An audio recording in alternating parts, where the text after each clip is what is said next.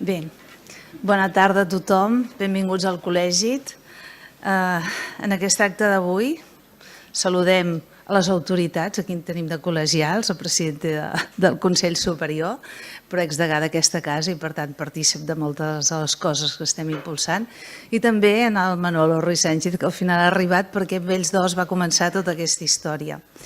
Primer de dir-vos que les casualitats de la vida fan que aquest acte d'avui, que es dedica als quaderns i el que va representar el Quaderns de l'època de Josep Lluís Mateo, de director, s'emmarca dintre de la celebració que aquest any fem dels 75 anys de Quaderns. La revista Quaderns va començar l'any 1944 i el que hauríem de celebrar, o el que voldria jo comentar aquí, diguéssim, és que durant 75 anys el col·legi ha intentat tenir opinió, de teoria, de crítica i de difusió de la pràctica arquitectònica durant 75 anys. Per tant, celebrem-ho perquè vol dir que apostem per una línia rigorosa també d'ajudar la professió a partir de la revista. Algunes d'aquestes etapes han estat més o menys, diguéssim, a nivell internacional reconegudes, però la revista Quaderns sempre l'hem trobada en moltes biblioteques, sobretot d'Europa, però també internacionalment. I aquesta etapa, dirigida per Josep Lluís Mateo, amb un consell de redacció que avui ens acompanya també la Marta Cervelló, que saludo tant aquí, va fer que aquest Quaderns tingués una repercussió amb arquitectes de tota Europa. Llavors, els comissaris d'aquesta exposició, que són la Maria Giramé, el Pau Bajet i el Pablo Garrido, estaven a Londres fa quasi bé 2 anys, que van tenir aquesta idea de posar, o sigui, buscar els lligams entre arquitectes que avui estan reconeguts a tota Europa, tant amb la pràctica professional com amb la docència, amb articles o amb la difusió que havia fet en uns moments determinats aquests quaderns. Llavors ja us explicaran bé l'exposició, però tenim 16 arquitectes europeus que es posen i busquen aquesta afinitat, que en diguem, en aquest títol d'Afinitats descobertes, quaderns d'Europa, que ens ajudaran a entendre les influències que va tenir en aquell moment i com després s'han consolidat amb obres que veiem. Hi ha més coses, perquè hi ha unes entrevistes molt interessants, jo avui me n'he anat enterant de tot i per tant celebro que hàgim tingut aquesta iniciativa. Aquesta iniciativa ens comprometem per descomptat a fer-la córrer per Europa també perquè valdrà la pena, penso que és una altra manera d'explotar aquesta feina que hem fet. Estic molt contenta que estigueu molts aquí, alguns que no sou habituals d'aquesta casa i per tant benvinguts. I jo ara passaré la paraula al Pablo Garrido, que us acabarà de presentar una mica més aquest diàleg que tindrem aquí abans de tornar a baixar l'exposició i veure-la i disfrutar-ho. Que ho passeu bé, moltes gràcies per venir.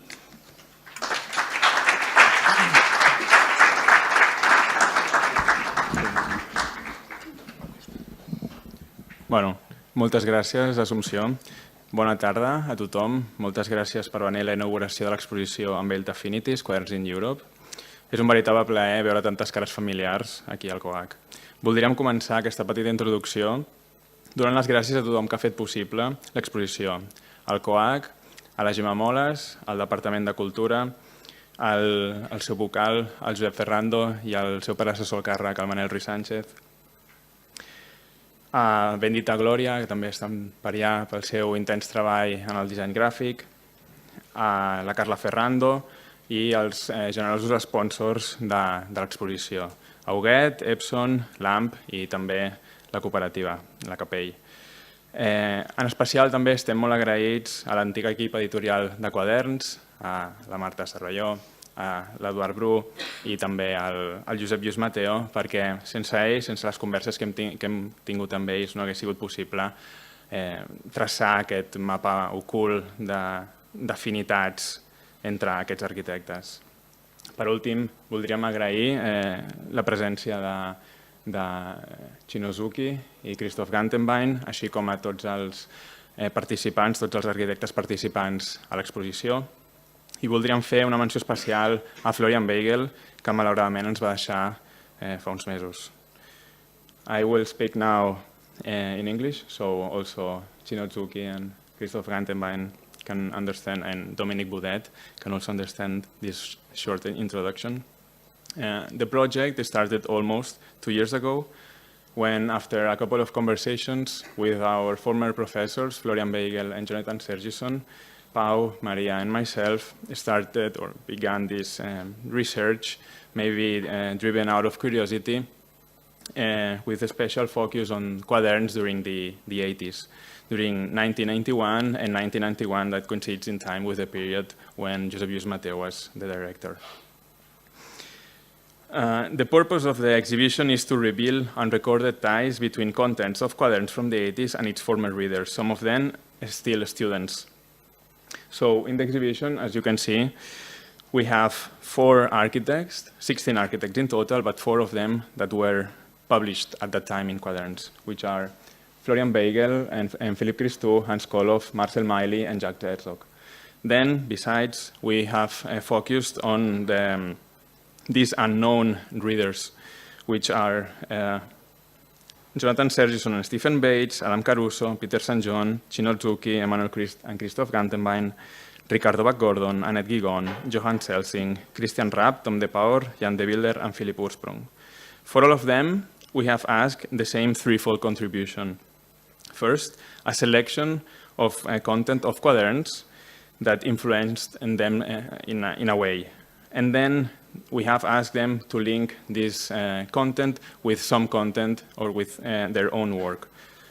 And to recap, an interview where they can explain also these relationships and also some anecdotes, like the one of Cino as Nago Bender, or some others. So now we will continue with a conversation between the two of them, moderated by Pau. And thank you so much.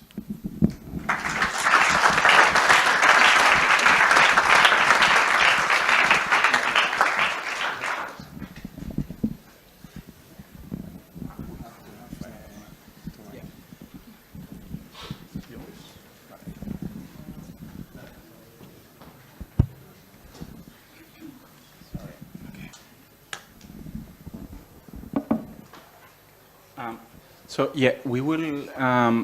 We don't aim to make this too long, so we will have like a short conversation. We're very happy that 2 of the contributors of the exhibition are here today with us, and then also we will ask like some members of the audience who were also like witnesses of that time. We have here Marta Cervelló, who was part of the editorial board of Quaderns. Also Dominique Boudet, who's a French editor and architectural critic, former editor of the AMC magazine. Josep Lluís Mateo, he's on his way. He was the director of Quaderns. He just called saying that he's about to arrive. And okay, so Cino, I think everyone knows Cino Zucchi. He's here today as a kind of representative of that generation of readers of Quaderns. He never published in Quaderns. He was probably a bit too young to be published there. But he was quite close to that generation of Quaderns, actually. He studied in America and in Italy at the MIT and at the Politecnico di Milano, where he's currently chair professor. Since the beginning of his career, he's edited and written several books on architecture theory, architectural theory, urbanism, and so on. And the work of his studio, Cino Zucchi Architecti, has been widely awarded and published. And he has lots of small stories about Quaderns and all this period that we'd love that he can share some of them today. And then also Christoph Gantenbein is here today. Together with Chris Gantenbein in the office, together with Emanuel, they represent the youngest generation of the architects that were influenced by that period of Quaderns. You're actually the youngest architects of the participants. So we kind of like the dual, the dichotomy that you bring here today. You, together with Emanuel, you studied at the ETH in Zurich, where you're both currently full professors of architecture and design, though you've been teaching at Harvard, Mendrisio, and so on. And their work, I think everyone knows their work. It's been widely awarded, published, and well, and yeah, one of the reasons you're here today also is you were a student of some of the architects participating in the exhibition, and that were, so that what Pablo was saying, no, 4 of the participants, only 4 were already from that generation of Quaderns. The first 4 you can see, Florian Beigel, Hans Kollhoff, Marcel, Meili, Jacques, Herzog. You both, Emanuel and you have a close relationship, or through being students of, or through having worked for, with Hans, Marcel, and Jacques. And so, yeah, we're very happy that you can be here today. Let's start with just one of the things that we think Quaderns made for that generation. Quaderns brought names to light. It shown new architecture for its readers in different ways. It showed the name of new architects. In the exhibition, for instance, you can learn that Jan de Vylder or Peter St. John, they discovered all the work of this generation of architects, Herzog and de Meuron, Florian Beigel, and so on, in Quaderns. And then, but also old masters were rediscovered in those Quaderns. And it's quite fascinating for us, we couldn't believe it, when Cino Zucchi, who is, let's say, you've published books on Asnagowender from the beginning, and you brought kind of Asnagowender, you put it in the wall in a, somehow, and you actually discovered Asnagowender in Quaderns, which for us it's like unbelievable. And so, yeah, so a question, how on earth is this possible, being you from Milano, like them? You have to. I am one of the biggest connoisseurs of indie rock from Canada. My kids have, so the friends of my kids come to me to ask suggestions about totally unknown groups. I can start and nobody knows them. So this idea that the biggest connoisseur of Italian regional feasts was a Japanese who used to work at Rigotti. So this idea, we say the grass is greener than neighbor's grass. So I would make a very general statement, try to say, about the communication of ideas. Just give me 2 minutes of theory. I say, there is a biologist who's called Richard Dawkins, and he wrote a book, The Selfish Gene. He's a post-Darwinist, and he says, in a way, he follows Darwin, but he says, it's not the species who wants to conserve itself. There's no such as is the genetic code, like the DNA, who wants to clone itself as many times as you want. So he sees evolution not as some kind of collective spirit of the speeches, but just somebody who wants to print. At the end of the book, he says, he invents a name, it's called memetics. Meme in Greek it means copying, and he sort of puts some kind of theory information where information wants to be reproduced. Then there is another theoretician, it's called Dan Sperber. He wrote a book, it's called Explaining Culture and a Naturalistic Approach, and he talks about contagious ideas and the epidemiology of representations. What do I mean with that? That we were used in the sort of the epic times of modernism about movements, statements, the surrealists, the cubists, you write a manifesto, these sort of group images. This idea that Quaderns went to pick up Jujol, Asnagowender, maybe Mollino, or Leverance, this sort of, and all these people were very difficult to frame in a way in the movement. This was true also, for example, in Italy, the generation Gregorio Canella went to study the Novecento movement, something which could not fit in the sort of linear evolution of modernism. No. This is it belongs to a bigger theory. I mean, the second and third generation moderns, in a way, started to get out of this sort of Gideon, you know, space, time, and architecture kind of thing. So it's not just Quaderns. This is one thing. So it's interesting how we pick up traces in a way with, I use one word which maybe is very politically incorrect, which I use the word taste. Taste. In a sense that taste and distaste, we look at something. I even use the word graceful instead of beautiful. You know, beauty can be defined. Grace, je ne sais quoi pas, cannot be defined. Something has to do with cross-eyed, with some kind of anomaly of the face. This is one. So Quaderns as something shooting indicators in very different things. I don't know with that how that happened. Maybe somebody who worked there could see how they saw that. The second thing I think is about the relationship between some kind of crisis or what we could call on one side postmodernism, on the other side, especially in Italy, this very strong urban theory of Aldo Rossi, Giorgio Grassi, and so on. So quite, books were written, people felt belonging to that.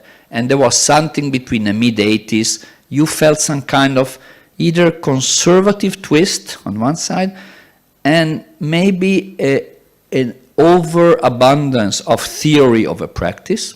I think Italy in the 80s died because we had incredible theory and very mediocre work. So could you call it phenomenology, bodily, something about materics, going back to the thing? In a way, all this theory, overlaid so much over the phenomenon aspects of architecture that almost eated it up. So you use theory to justify mediocrity. And that was a turning point somehow. It's not a stylistic one. It's going back to phenomenology. Maybe I'll throw the... You didn't answer the Snagovender, but I think... That's Snagovender, okay. Yeah. No, discovered Renato Airoldi, he was an historian. I discovered Snagovender on the pages of Quaderns, and then I got in love with it. They were my own city, so it's a strange, coincidence in a way. And I remember discovering Herzog de Meuron through that. I took my car, I went to Basilea, I knock on the door, say, wow, I want to see what you're doing. I think it was the Ricola time, very blue house. Maybe now they did the first houses, the Darmestellen, maybe the little puppet theater, so it was very early there.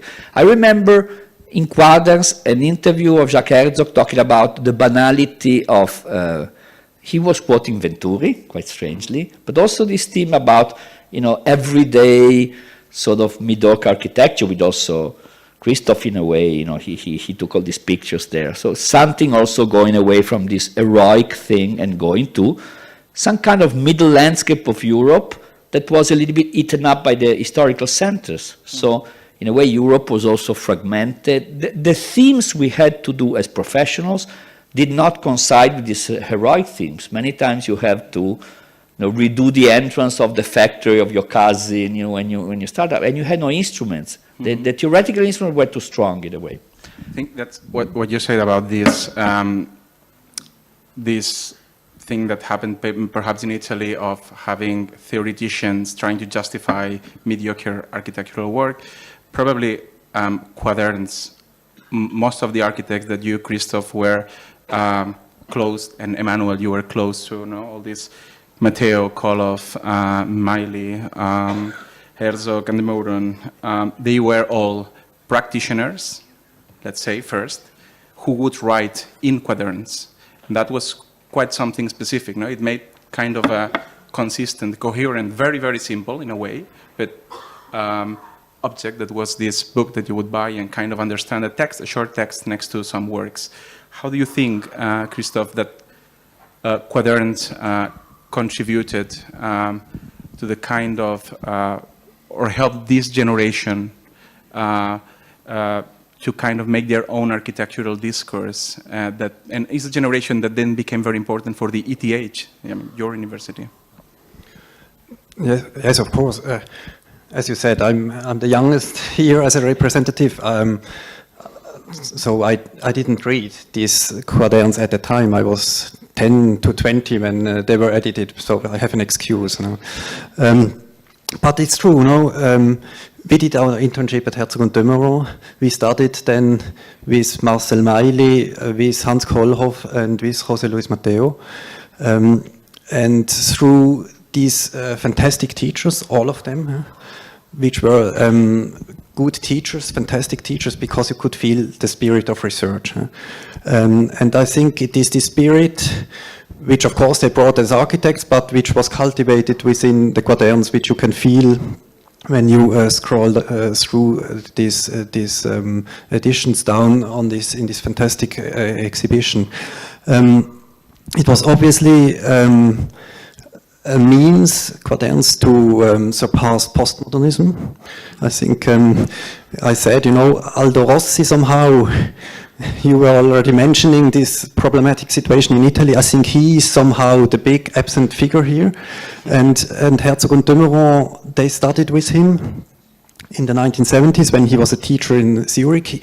Aldo Rossi is so incredibly important for Switzerland, but of course the strong father figures, you have to kill them somehow. And I think there's a lot in Herzog and de Meuron's work and in their contribution in Jacques Herzog's text here in the Quaderns, which is about finding your own position. Marcel Meili, it was this text that we chose. He talks about the periphery of Zurich, about the ugliness and finding new kind of strategies of urbanism, but also of architecture, because this kind of Rossian understanding of the historical city center and the traditional architecture is not corresponding with reality anymore. So Marcel Meili, he goes to the periphery, he discovers a different reality, which asks for different strategy in terms of design, and Jacques Herzog is very similar by looking for the kind of the unbeautiful things, the backyards, the rusted things, the plants in industrial areas. It is this kind of finding a new strategy to develop architecture, and Quaderns was obviously a platform of connecting people. It's a kind of family. It's very international, but it came together somehow in the university in Zurich and in this Quaderns. Mm-hmm. So you're talking about this kind of alternative, or Quaderns trying to make an alternative to postmodernism.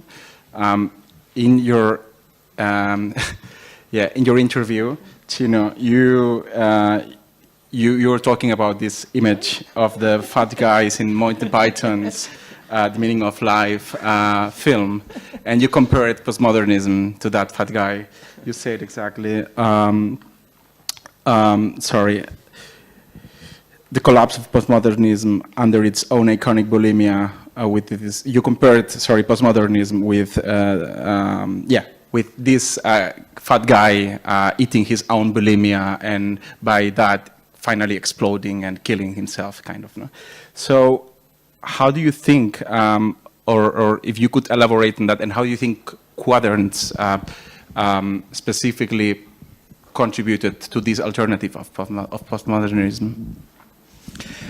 Yeah, I think there was, in a way, if you look at the history of culture, you probably have a continuous swinging pendulum from moments of arts which are all too self-conscious about their own means, something like, art après l'art, or to erudition, and then sometimes they go back directly to phenomenology. It happened with, academic painters and impressionists and plein air, let's go back to the world, sort of things. Then that becomes, and then people go back to look at references. When I used to go maybe 15 years ago to Zurich to do reviews, you could not mention Asplund or Lev. You have to talk only about the sky, the stones, the pure phenomenology, the water. That was even too much, because you could never refer to somebody else having your own problem. Okay?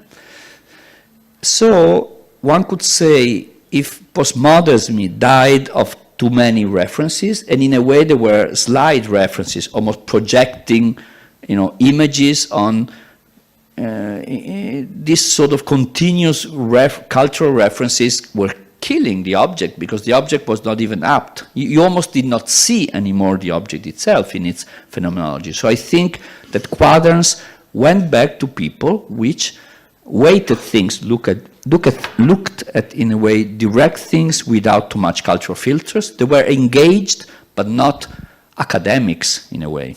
Okay, so there was something in the field. So they were not just professionals.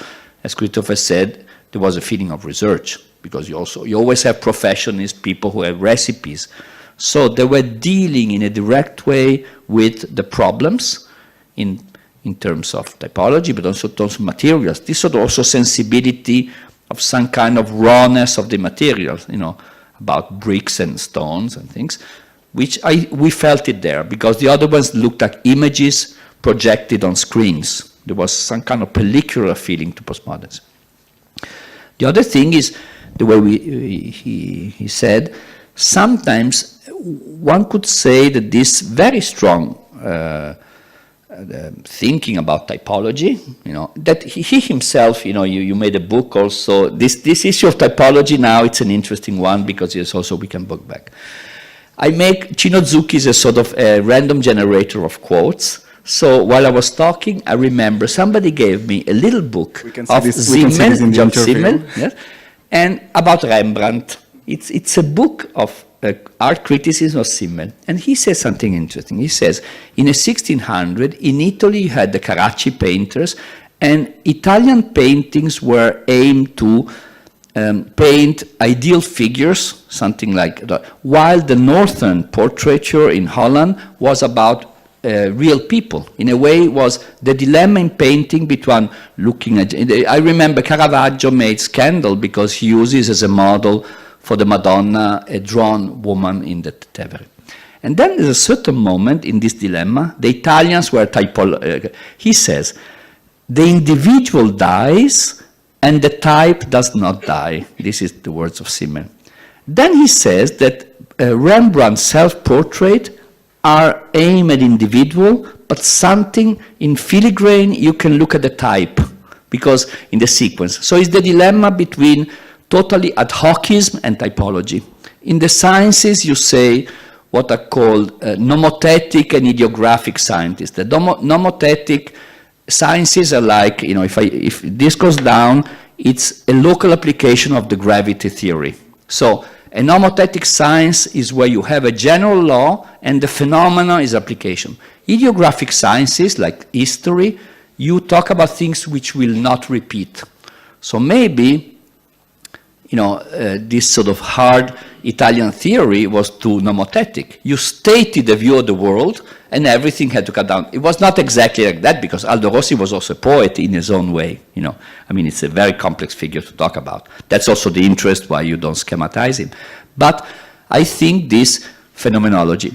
Last anecdote by this. Once I invited Stephen Hall to a dinner, and I said, Stephen, you want...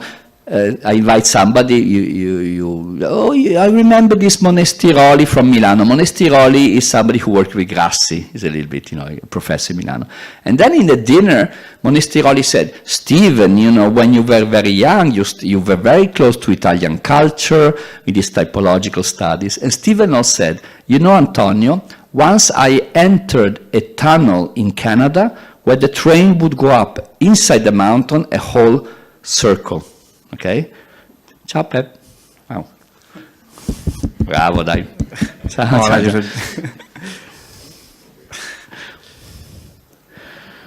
So you got the end of my story. And Stephen Hall at the dinner at my house with Monestiroli, Antonio Monestiroli, he said, Monestiroli said, Stephen, when you started, you were very close to Italian culture, typological. And Stephen Hall said, once I enter in a train through a tunnel in Canada who would go inside the mountain a full turn to go up. He said, I enter typological and I get out phenomenological. So this dilemma was a little bit the turning point of Quaderns to me. So maybe continuing with that. So Christoph, jumping to your, Emanuel's and yours selection of contents of Quaderns for the exhibition. You had interests on many things, but eventually you picked this essay by Marcel Meili on periphery. And it kind of picked some of these discursive interests that were alternative to postmodernism. The discourse on the everyday, the banal, the periphery, which are things that you have been very interested and that actually your contribution kind of shows. So we would like to know if you could explain to us your interest in Marcel Meili's essay, and also how did it relate to your work at the beginning, and how it did kind of influenced your project for the studio house in Zolikon that you have selected for the exhibition?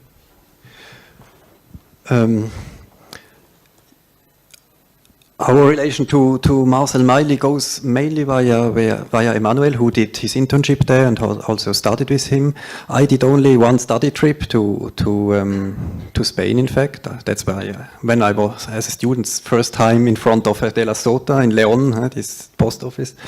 So there is a biographical relation to Marcel Meili, but of course, when it is related to our first building in Zolikon, we had the chance, we were very lucky that the day after our diploma at ETH, we had a commission for a small housing block outside of Zurich. So it is in the periphery of Zurich. And we came right from the school. We had studied at Hans Kollhoff's. We had both done our diploma there. And somehow we were also stuck with this kind of monumental father figure of Hans Kollhoff. He was extremely important to us. As he was a fantastic teacher, he opened our eyes for a different architecture, for 19th century, for classical architecture, and he really was able to transmit love for architecture. Architecture is really something pathetic, something emotional. But he was a really strong teacher, and how to get rid of this kind of clear ideology of Hans Kollhoff. And we were then had the chance to build this building, and what we did to free ourselves, we did, as it was in a kind of a posh area outside Zurich, villas around, and but it was at a railroad, and we referred our building to this railroad. We said it is a kind of industrial building, and we went to, we took our car and we did it is this building photographed out of the train, and we did a trip along the railroad from Zurich to Basel, and we took photos. That's what we exhibit here from industrial buildings. It is a kind of a collection of images of this grey beauty of the forgotten, of the undesigned, of the non-architect's architecture. So this was somehow a strategy to overcome Hans Kollhoff's idea of new urban monumental architecture, and therefore this text of Marcel Meili, who reminds us of a different kind of city, which is the periphery, and which bases on a different model of the settlement. Which reminds us that this is a reality, and as an architect you have to deal with this reality. I think this was this kind of double identity we had, Marcel Meili and Hans Kollhoff, and of course the third one is Josep Lluís Mateo, who was an extremely important teacher. He just arrived on time to hear the most important sentence I heard from him when he looked at my project was, maybe it's good, maybe it's not good. And I mean, it's very, very serious. No, after Hans Kollhoff, who told us what architecture is like, and it is right, and this is not right, and you go home and you do it now the right way, and next week you show me, It was Josep Lluís who opened up the horizon, and I think this is obvious when you look at these quadrants. He opened up the horizon in somehow horrifying way as a student, because you expect answers and you don't get the answer, but what you get is the belief that architecture cannot be defined, and he lets you alone with this open question, maybe it's good, maybe it's not good. And I will never forget this sentence.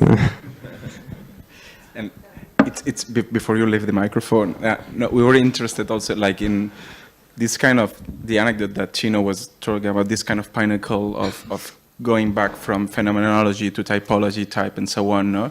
You kind of went, didn't you go through this process yourself, like from this kind of photographing, like this yes. kind of banal, ordinary things? Just maybe not so much from the phenomenological, but from the image. We took these photos, which was of course very much about the language of architecture, and then we had to translate it into a project, which is much more than about style. And already in this phase, of course, how do you deal with these images? And we tried to transform them also in a kind of a construction. How is it built? It is prefabricated columns. It is the choice of the sun protection as a cheap industrial system and so on. We also translated it into a construction, and then, of course, it aroused also the question of typology, which for us is not related to Aldo Rossi. It's not related to this, I would say, cosmos of an ideological background. We understand typology purely as a organization of information. And what we did with our students, typology is a collection of urban buildings from different big modern cities as Sao Paulo and Buenos Aires, Hong Kong and Rome and Paris, where we tried to put a certain order in a collection of the typical building, not necessarily designed by architects, but as buildings as a result of processes, which can be economical, building laws, culture, topography, economy, all these kind of outer constraints that form architecture into a very precise form. These are kind of evolution processes. So the typology, or this method, or this means of this term, helped to investigate on not necessarily, but in most cases, anonymous architecture, which was for us, or still is, a kind of also an escape from this mania of authorship in the age of iconic star architecture. Then, Cino, like you'll see that if you go downstairs, let's say that it's important to say that this exhibition, it's not something that you can look at in 1 hour. It was quite a challenge to put it together in a space, because it has lots and lots of information. And some of the architects, they chose one content from Quaderns, and then we have some of them, like Cino, who selected many contents, different contents, like pages and articles and so on. So it's be difficult to ask you about something specific, but one of the references is this Van Nelles factory that you've shown to us. And also you were mentioning essays by Mateo, Paco Alonso, Jacques Herzog. Could you explain your ties with those specific contents that you mentioned, or some of them, and how they relate to your project? That it's it's not a really known or published one of your projects, the office building and textile print block museum in Casorezzo.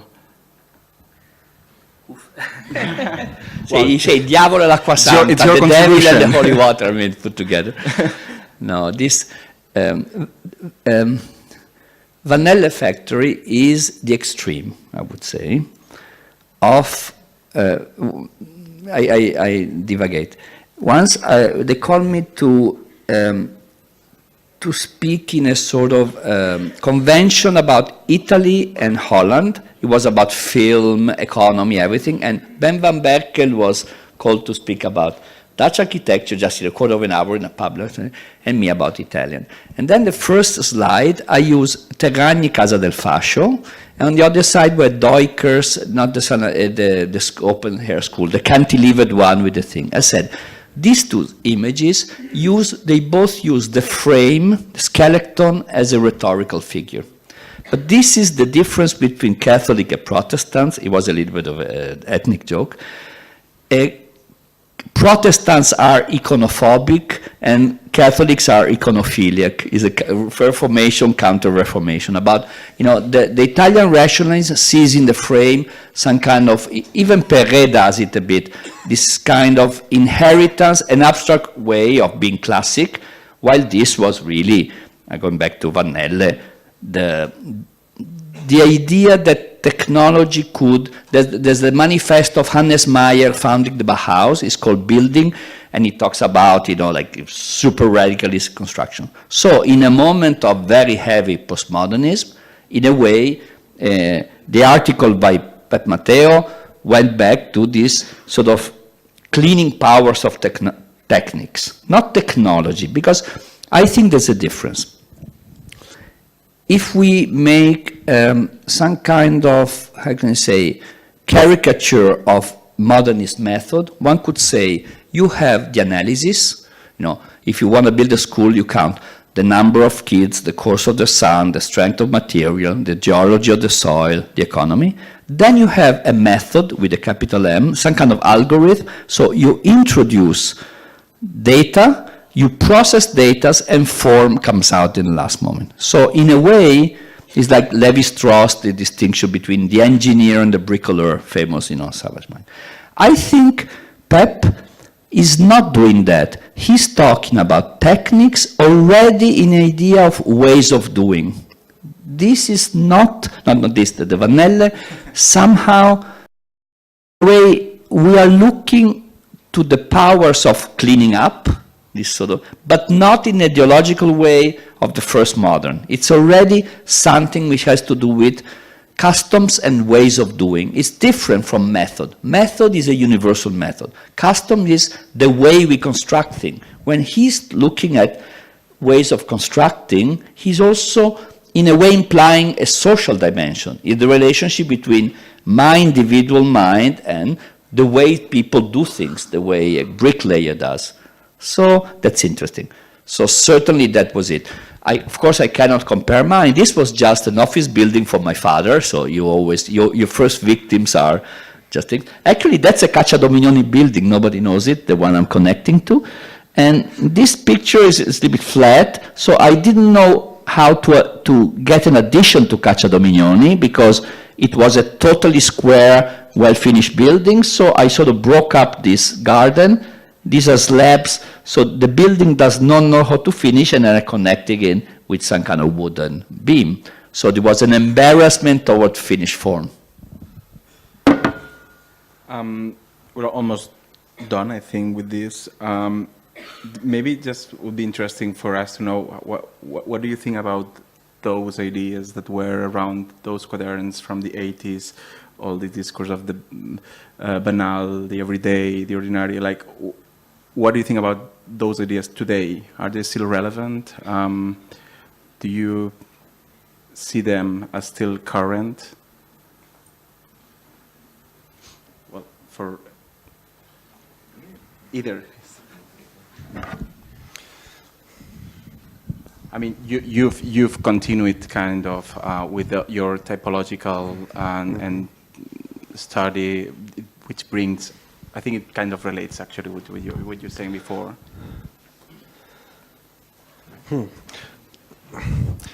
Well, what Quaderns does, it is on the periphery kind of discourse of mind, but more general, no, as a kind of a platform of discussion.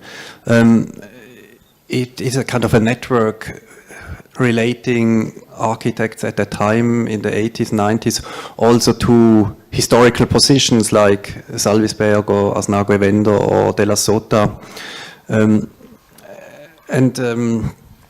and I think this is this rediscovery of these historical positions, or of Plečnik, for instance. It has to do that each generation, I would say, needs to appropriate from new architectonical issues. No? You cannot just take them over. So to take over the question of the periphery and the banal, which was a question here in the 90s, 80s, 90s, and which we as young architects somehow learned from our teachers. You cannot just kind of go on. Somehow it loses its force, its power. Therefore, I would say, of course, as a phenomenon, it exists, but you need new kind of challenging questions which come out of your specific situation, and it was a different situation, of course, in the 80s. As we said, no, it was all about this postmodernism, probably, and nowadays we are in a different situations, and we have different challenges, and we need different kind of. We look at with different eyes, with different problems that come out of our daily business. We look at historical positions and we try to grasp solutions or proposals that could help us to define a system or a strategy of design that helps us in our own specific situation. So before I jump on the public, do you want to finish? 2 days ago, I caught somebody in my studio stealing their books. I said, "This is my book of Gantenbein," and they were copying it something from them. So then I said, "Give it back to me," and I was looking through the work. And I thought, I said to this guy who stole my book, I said, "There's two kinds of artists which are equally good. There's Fellini and Kubrick, or let's say the Beatles of the White Album and maybe Joan Baez or whatever." I said, the first kind of artist always sort of, not does always the same film. He works on themes, and each new work is a sort of different and maybe gets deeper. Some are better, some others. Then some other ones, they consider even language as part of the game. Okay, so one is not better than the other.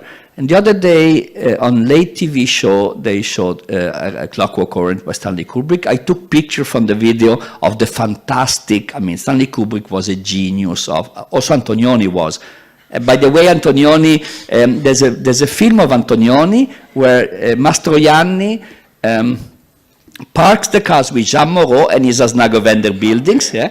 And then it goes, that one. And then in a second scene, it's a hospital. Okay, just to say that Stanley Kubrick did, Barry Lyndon, Clockwork is not a science fiction movie. Okay, can you call it eclecticism? No, because eclecticism is just that. Is try to find the right instruments for each theme. A friend of mine confirmed that Barry Lyndon is filmed just in open air light and candlelight, no artificial lights. So it means, and that's why I say the White Album of the Beatles, you have, some are almost electronic music, some are rockabilly, like that.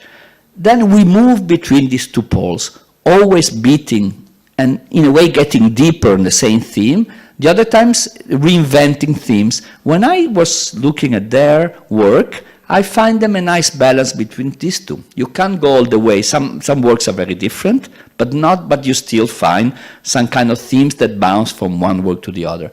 So we are balancing, in a way, ad hocism to some kind of deepening of the same themes.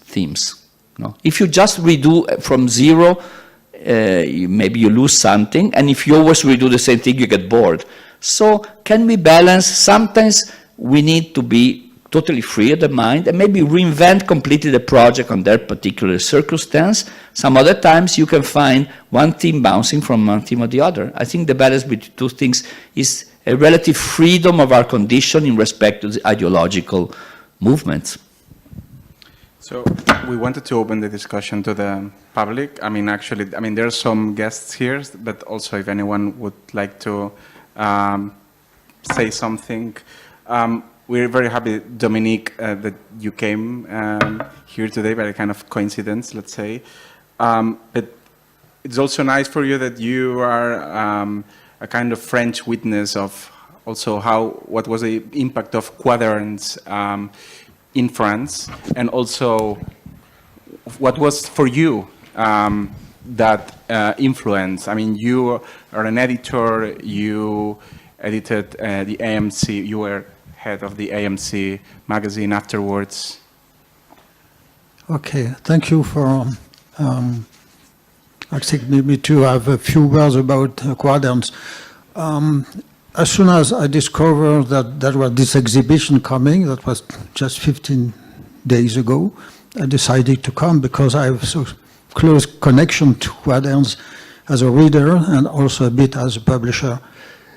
The story between Quaderns and AMC comes a long time, because at the very moment where we have this new AMC, there was the former AMC, a very informal magazine made by the architects after it was a byproduct of the 68 period. So they decided to do something to speak of architecture. So the AMC slowly become very intellectual, but very poor. So at the end, they don't publish nothing because they have not the money. The magazine was not supported by the institution, and so it was quite dying. But at a very good point, because it was dying, but I have a very good feeling of what could be done for the architects. And I remember at that time, they published, I was not in charge at that time, they published very interesting documents, like, for example, Cannes and the Beaux-Arts, or, for example, the first public text in France of Kollhoff, and so. But the magazine was out of the market. It was impossible to continue for those people. So just at that time, the group where I was an employee decided to develop something in architecture. The group is the Group Monitor, a very powerful magazine, professional magazine dealing with contract and developers and all that. So the president at that time decided it was time maybe to open a kind of a window on what is the real material of the contractor. This is architecture, building, and so. So he decided three things. First, to open the magazine, the weekly magazine, to show architecture, to prove that what they build is architecture. And we have a weekly. Secondly, he decided to have a competition. So he created the Prix de l'Équerre d'Argent for the first best building of the year. And third, he decided to invest in a magazine. So he went to this small magazine, AMC. The word mean architecture, movement, continuity. It's impossible to pronounce, but we keep the three letters and decided to do it, the quarterly magazine. And at that moment, the person was close to that was Jacques Lucan. I'm sure that José Lucan know him. And Jacques Lucan was also, of course, very fanatic of Quaderns. So the influence on Quaderns was important, but not so much to compare with Quaderns, because our president decided to have a big magazine.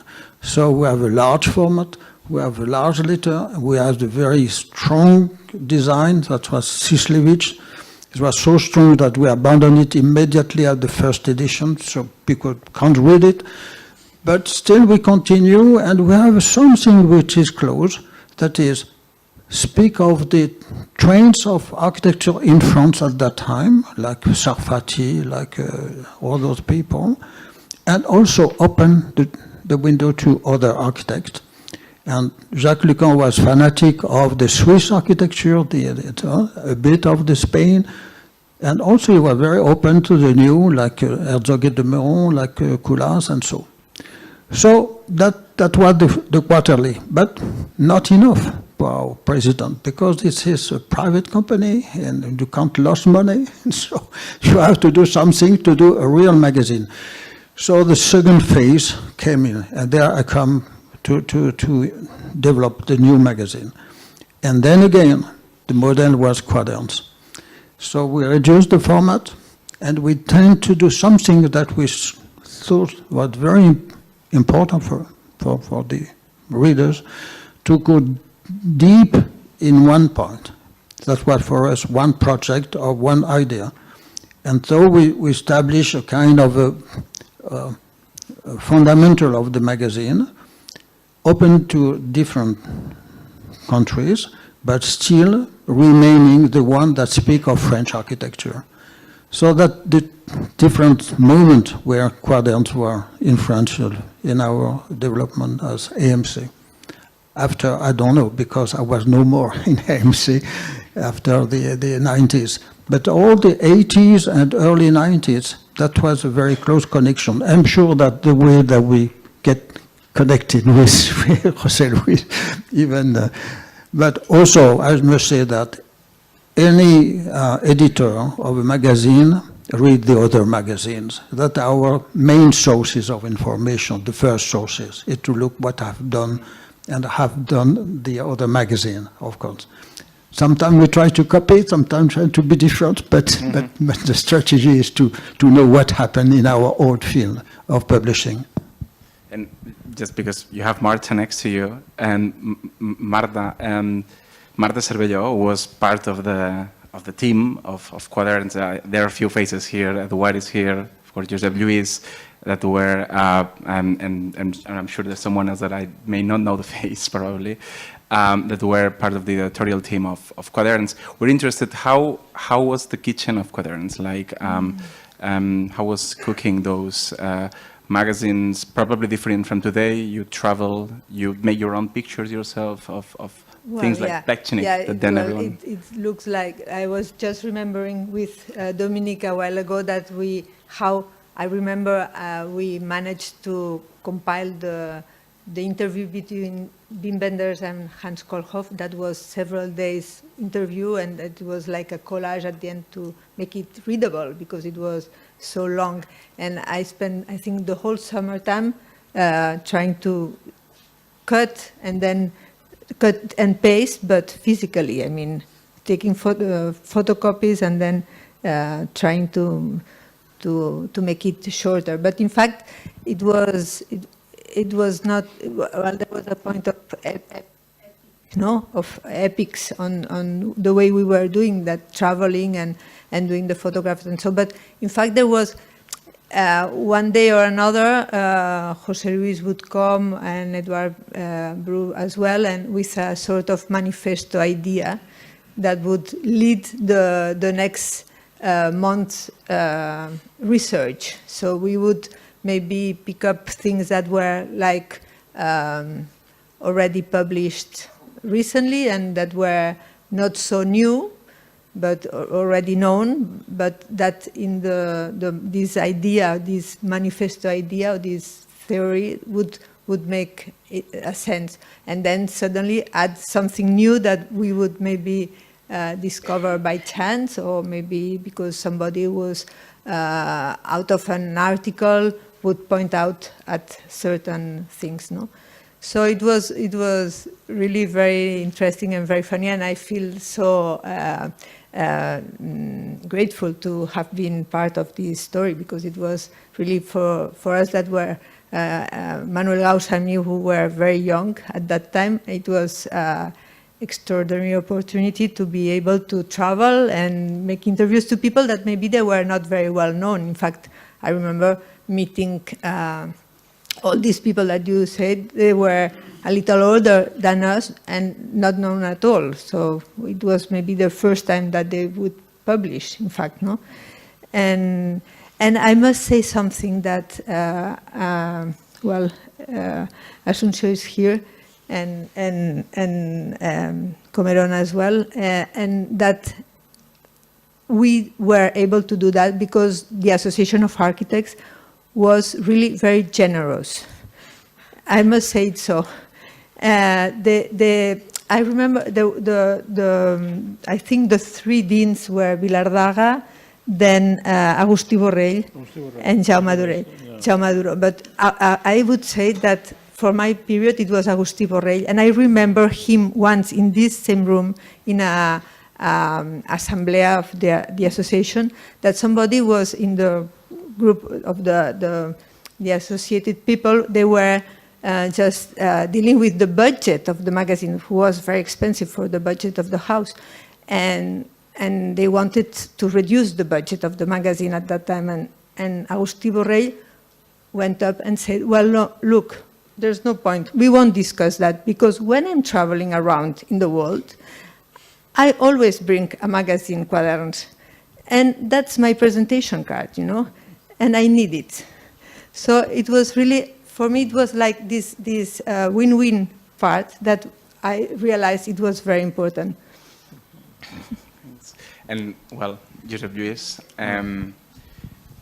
there will be many questions for you, I think, as director of the magazine, but maybe just what of the content and the production that you did would be the most meaningful for you, the one that when you think about that time, you're most kind of, I wouldn't say proud, but at least that it's more, you kind of think, okay, we did this, and that was the most important kind of idea or discursive contribution.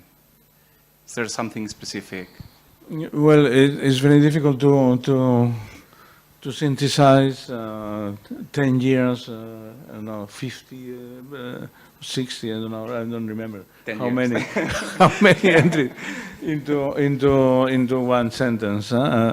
No, just I would like to say that first, thanks to your efforts to the revival of Quaderns that you organize, and the interest of your interest, on the new generation interest for this kind of old history. So, and also engaging so many people. So in a way, to me, what was interesting, not in the past, but in this present event, it was that thinking in the intellectual life, in the intellectual affairs, in our creative life also, we need to have references. We need even into our world that is full of things and with no structure in a way on the communication. We need to have some kind of reference points. And in a way, I was happy to notice that our activity in Quaderns was transformed in a kind of reference point for many people to advance and to produce something new in a way. No? So it was not following in a kind of sectarian way, but as Christoph said, but we haven't announced a new faith to follow. We haven't announced a kind of new style also. But it was something that for many people was useful to take into their hands and to develop in another way. So it's a kind of possibility to establish like a reference point, but giving the freedom to the others to continue. So. And this is, to me, was the most exciting result in a social way. Of course, there were many ideas, some of them probably they are totally not uninteresting. Some others, maybe they were advanced. Some others, it's already a common sense. It's difficult to me to clarify that. But to me, the interesting point is even into your effort for your exhibition. So you really contact people that I didn't know at all. So that there were some people around us. Of course, also you have some of them into your exhibition. But some others, even I didn't have that. I didn't have the idea that they could be affected by us. And in a way, this kind of possibility to opening up the possibilities, the discourse, and being a kind of reference point. In a way, in this sense, a tradition is something like that. So This is a kind of building up a tradition in a way. And in this, that could be, to me, a positive, because I don't want to be here as a nostalgic, with any kind of nostalgia, you know? I don't want to have, but in a positive thing, that if Quaderns could establish a kind of reference point and being part of a kind of positive tradition could be a good result, basically, you know? Yeah, this idea of the, yeah, go on.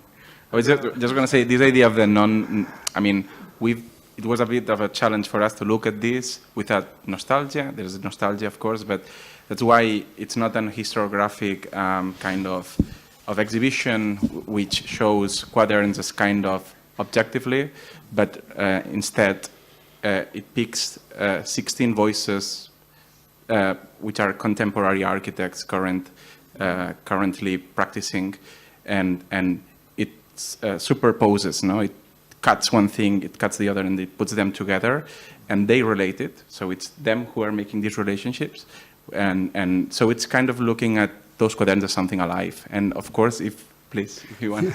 Yeah, I was a student with Mateo in the 90, and after a project correction, Josep Lluís offered me the possibility of working with him for the Rem Koolhaas catalog, also with Marta, that they brought Rem Koolhaas to Barcelona and the exhibition. So I entered in helping them in the Quaderns stuff. And it's very funny what Christoph said about this project can be good and can be not good, because I think that is how Josep Lluís always intellectually faced every number, no?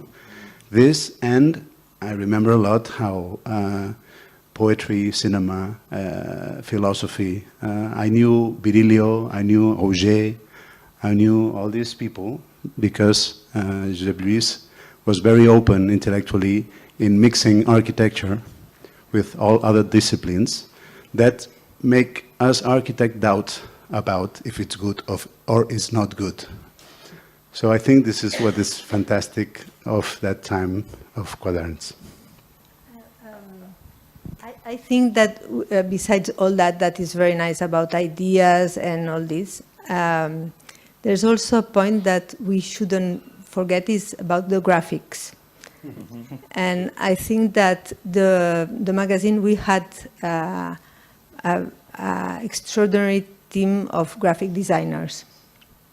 And I must say that it was very funny to work with them, with one of them mainly, because at one certain point the magazine was gone, and then José Luis was going there and say, and getting into trying to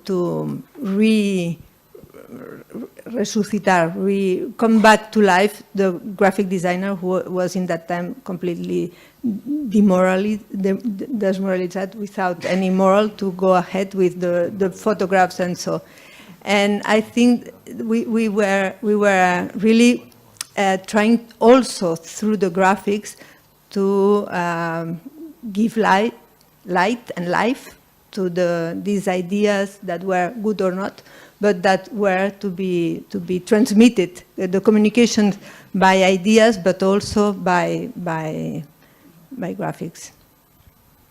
So if there's someone else who would like to say something, or if you would like to conclude with something, or okay, so just let's finish. Just go downstairs and spend a bit of time. There's a lot of content inside the downstairs, because everyone was in the mezzanine. Downstairs, there's a 10 meters long table with the 45 issues of Quaderns of that time, in which Josep Lluís was director of the magazine.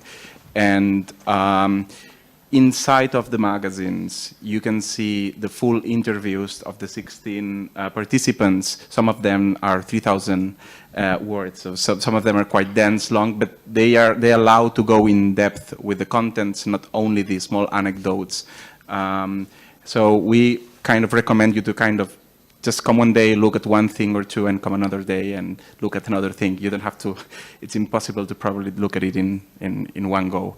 And that's it. We will have another last event on, I think we can announce it already, on March 7th with Jan de Vylder and Philip Christou, who's the partner of Florian Beigel.